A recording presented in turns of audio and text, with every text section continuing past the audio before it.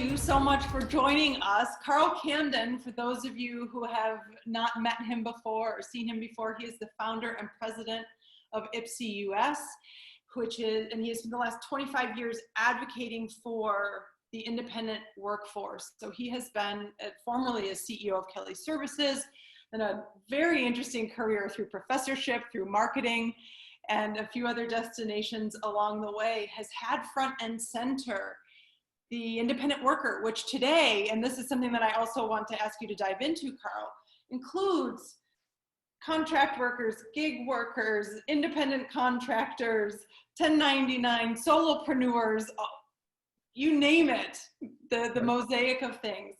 So Karl, welcome. Thank you for having me here.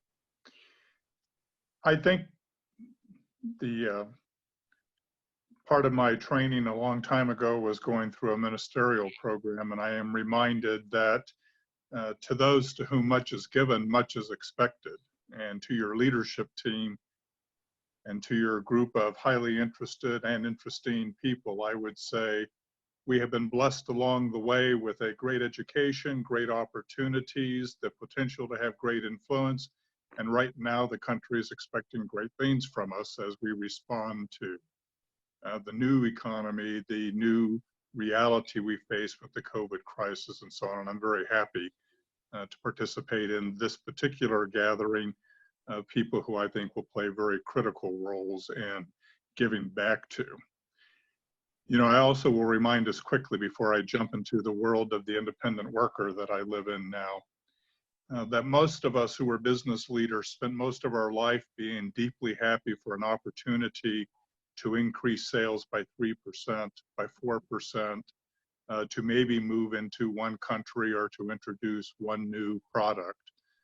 To those of us who are in the business world today as consultants, as CEOs, and so on, we're being given an opportunity not to be judged by how we do by our 1 or 2% givebacks to society or growth in our companies, but we're going to be judged by how we reach out to 30, 40, 50% of the population, how we bring back a GDP that allows us as a country to fulfill the needs of our citizens and to do so in a way that is humane and pluralistic and moves the country forward. So very excited to be here. Thank you for giving me this opportunity, Elatia. It's very, very nice. Well, thank you for joining me here inside of this space. You and I have met out in the world of the automobile industry and the independent worker conversation, and of the many components that you could bring to this conversation, the thought leadership that you could bring here.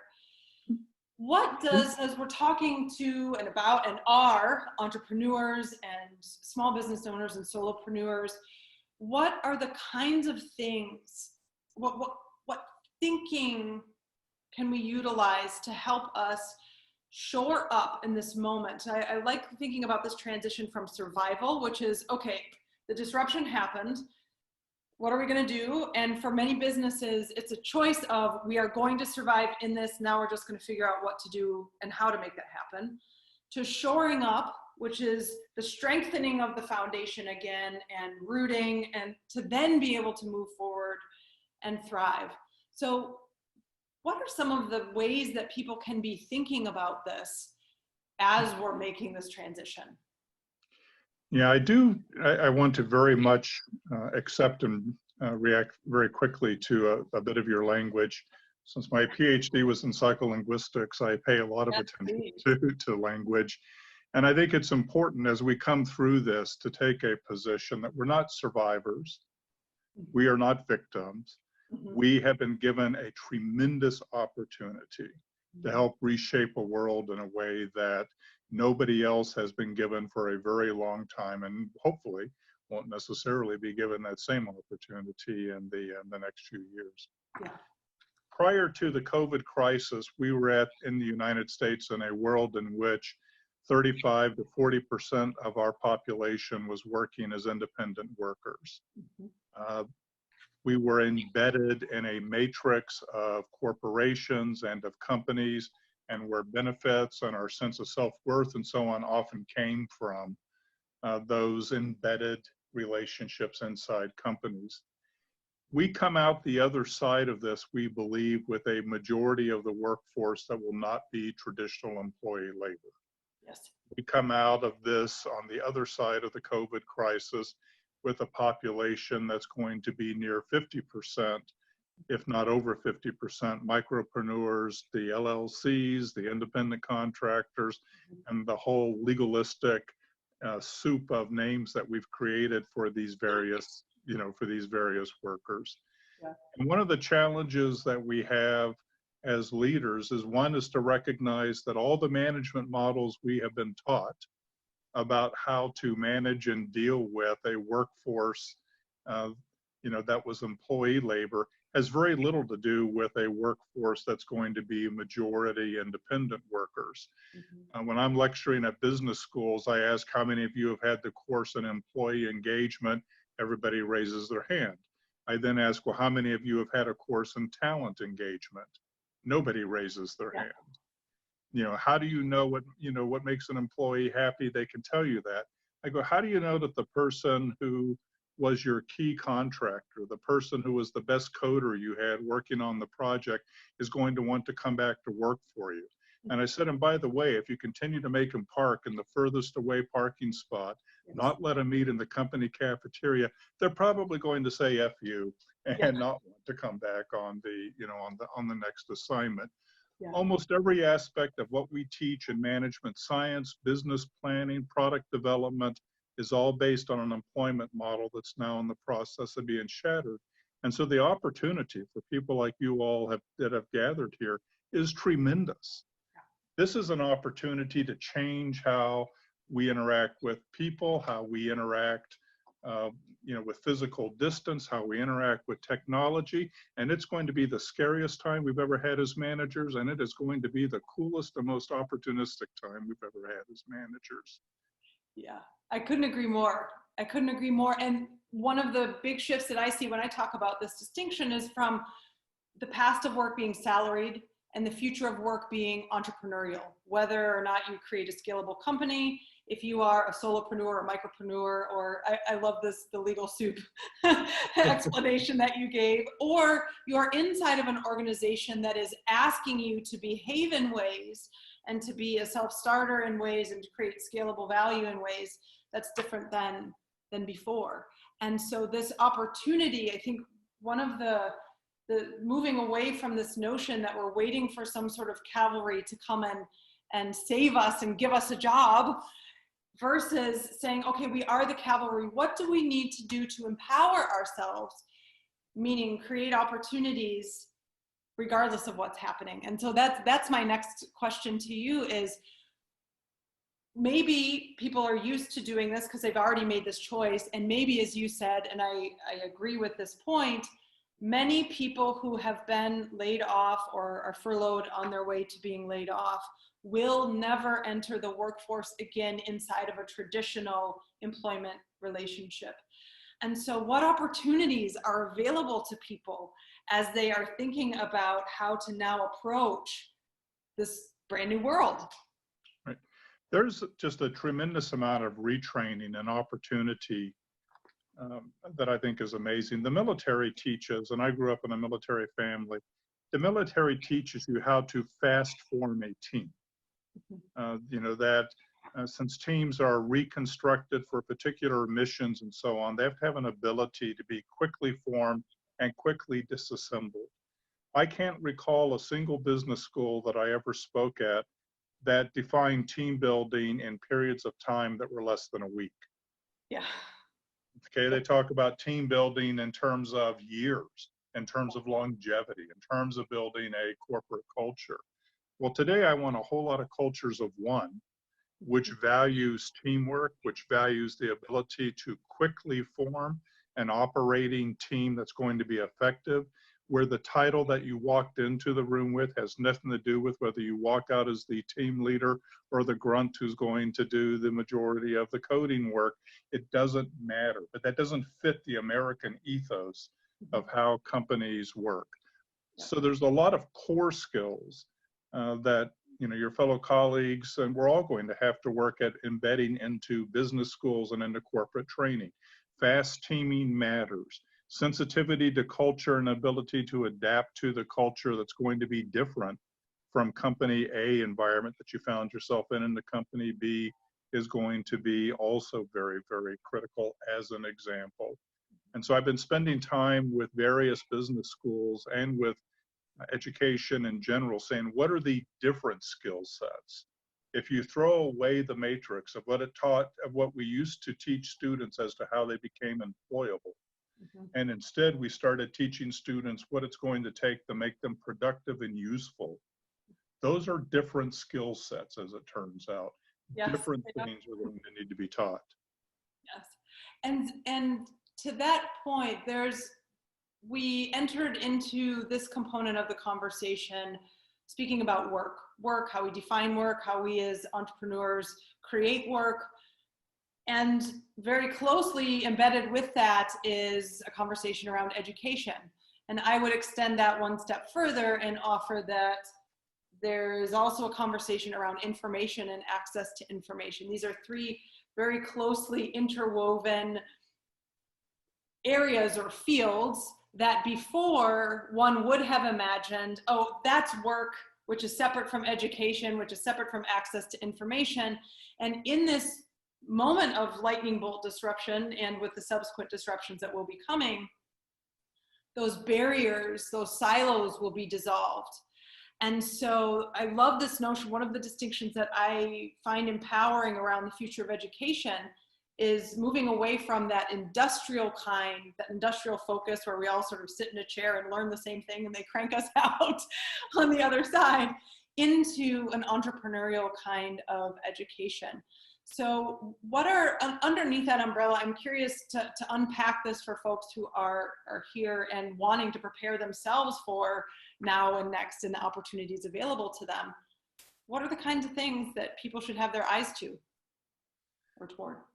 No, I think it's a great question. You know, we have still in the United States, we have this kind of one and done attitude that you go get your degree, you graduate when you're 21 years old and you're done. Yes. And maybe they teach you how to use a new machine. Maybe they teach you how to do something that hadn't been done before. And I think, again, the real question is, what are the new skill sets that are going to need to be acquired if these independent workers are going to stay continuously employed?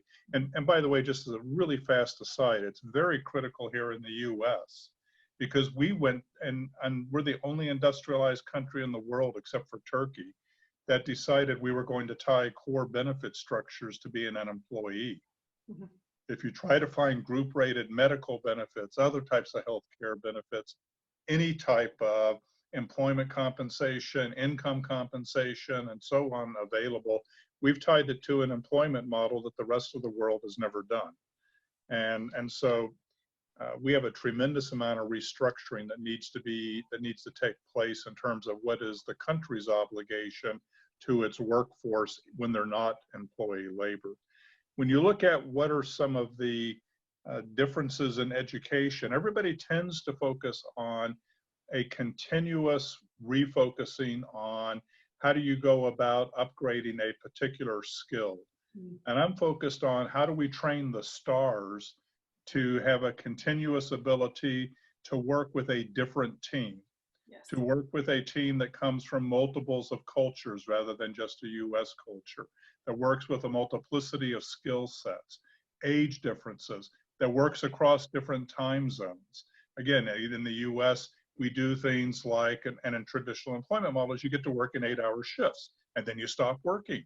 Yes. Well, how do you work if you're working around the world and not everybody's going to be available in those same 8 hours? Well, there are management skills. There are project management skills that are critical to that. And we've just not thought our way through as a management team or as an education team in this country as to what do we need to reorganize to fit a world in which the most talented people, the majority of our workforce, are going to be independent workers rather than employees. Yes, and as we move toward most people being independent workers, there are two sides of the coin to that. There's the, I am the person who is an independent worker, the contractor, solopreneur, however we define it. And and the other side of that is I am the organization that is now, that's partnering with you to bring you in and have you be a component of the team. One of the ways that a group of us have been talking about this and how to work with the best, whatever the best means in terms of your industry, talent in the world.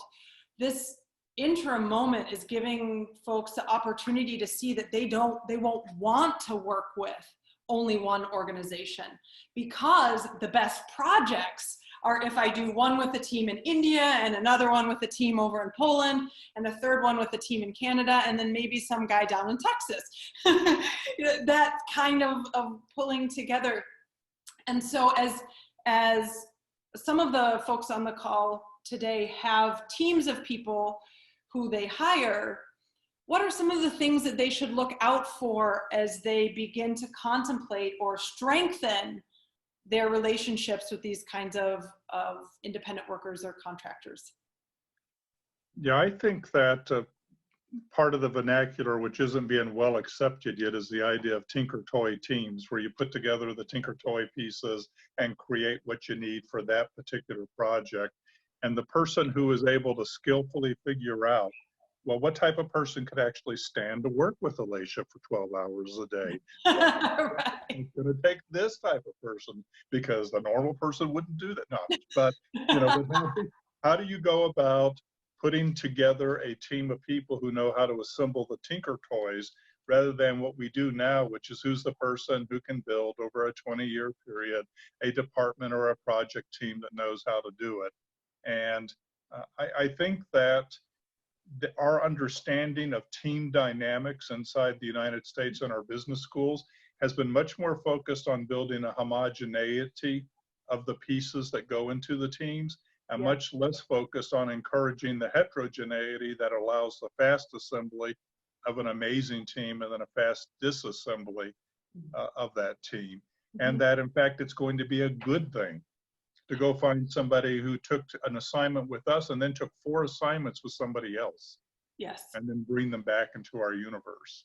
Yes, shifting away from that sort of you're dead to me if you leave our organization kind of mentality, and moving into, gosh, it's so great now that you are out in the world discovering these other things, because now I don't need to invest in developing those kinds of skills in-house here. Yeah, I'd love to see an evaluation that said, you're less valuable to me as one of our workers because your last 5 assignments were with us. Yes, exactly. The stimulus to get out there into the world.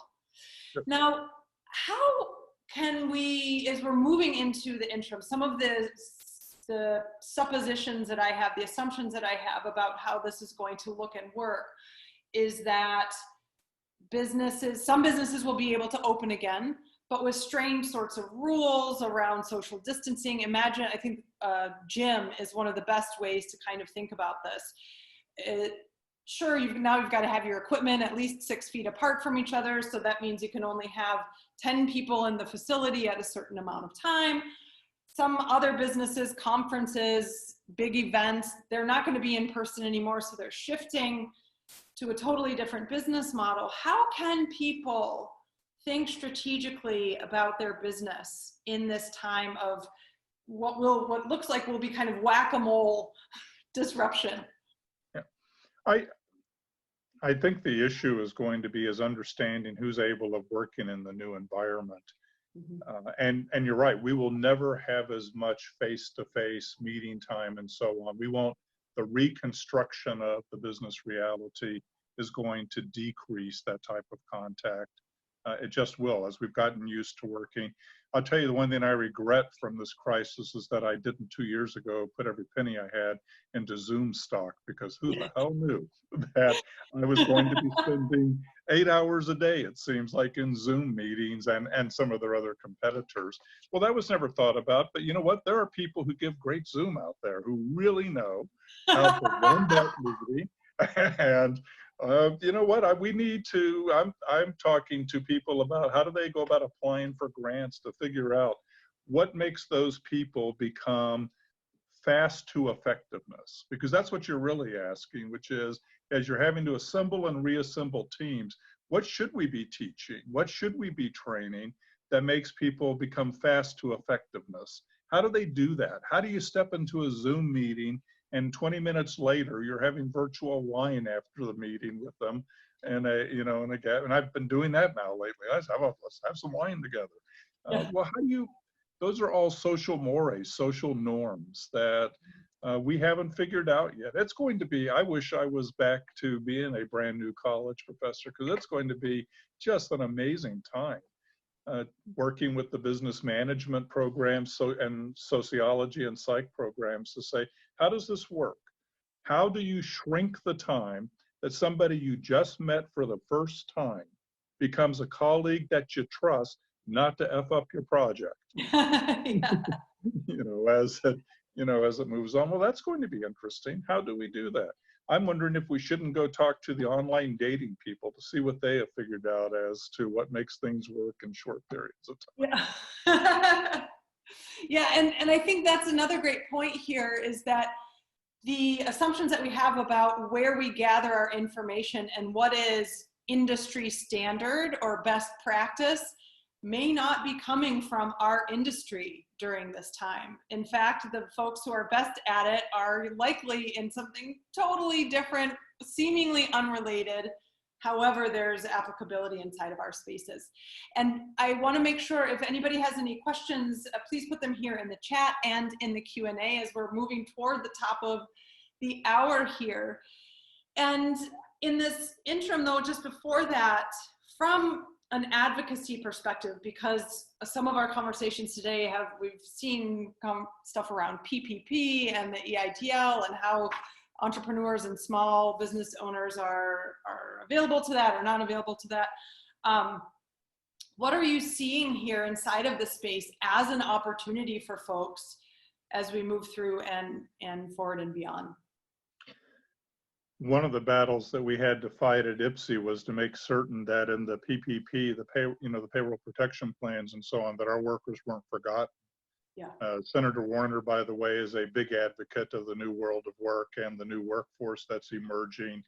And he and some of his colleagues, along with us, we made certain that the micropreneurs, the LLCs, the 1099s, and so on were not excluded from this package. Just as an aside, the shift into this new world of work isn't going to come easily, and we are going to need whatever political punch you and your colleagues and friends have as we go about this. So it didn't turn out to be anywhere near as easy.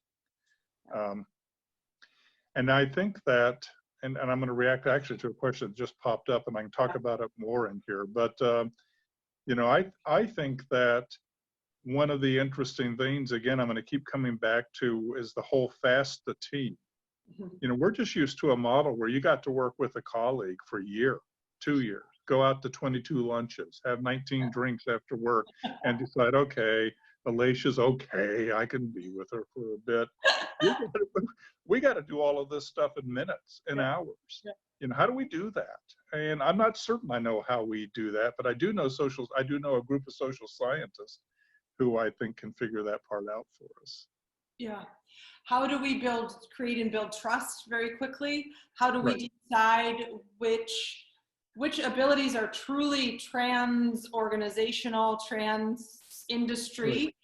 And I think also, as I see the research pre this, one of the things that warms my heart was already a recognition for certainly hard skills are important, but a real shift toward what the World Economic Forum is calling competencies as we develop in terms of creativity, critical thinking, mental agility, flexibility, and adaptability as key skills. No, it's a great point, because what we did was we outsourced those skills to management. Mm-hmm. We said all of the hard-coded stuff, like how do you code, or how do you run this clinical trial and so on, that resides in the person. But then we said to those hundreds of thousands of workers, but don't you worry your pretty little head about how you get a team put together, or how you decide if you trust somebody. We're managers, we know how to do that stuff, so we're okay, we got you covered. Well, now everybody's in a team of one or a management team of one, as the world unfolds. And I think the ability for all of us to independently form those judgments and understand what we need to display in order for that to work is important. Yes, I will repeat this again. That's redundant, but we'll repeat it again to underline it, which is there is no cavalry coming in this moment. We are the cavalry. So understanding that we can develop the competencies and the skills that we are going to need in order to help us thrive. It's all here available to us. And to your point about the massive opportunities that we are all presented with right now is free education. Many of the paid platforms are open now during this moment. I agree. It's stunning, the response of the infrastructure in this country to support people's ability to work, support their families, their livelihood, their professions. It's inspiring. It's good. And it didn't require the government to do it. Imagine that. Sorry. And Nancy is saying, thanks for the help with the PPP. Yes, I will also say thank you. I was speaking with some of your colleagues a few weeks ago, just as you were in those conversations. And so I'm happy to know that you and your teams are advocating for us. And Karl, as we're coming to the very top of the hour here, what last words would you leave with the audience today in terms of thinking about and then getting into action with what's here and what's next? Two things. Everybody used to say, when we would ask them, what do you do? They would say, I work at company A, I work at company B. In the old days, they used to say, my craft is this, my trade is this, my specialty is this. We're going back to those old days. We're going back to where you will lead with pride with, this is my craft, this is my trade, not I work for company X. And that's going to be a big change in how we think about ourselves, our education, and the people that we're with. Yes, the work will be returning to the act of creation that it was always meant to be. Yeah. Absolutely. Well, Karl, thank you so much for sharing part of your Sunday afternoon with us here. In our next time together, we'll have another happy hour moment to connect again. I'm so thrilled that you're here in this conversation, and I look forward to the next time when we can make some magic together. Thank you for doing this. It's important, Elatia. Thank you. Thank you. Talk to you soon, Karl. Bye-bye.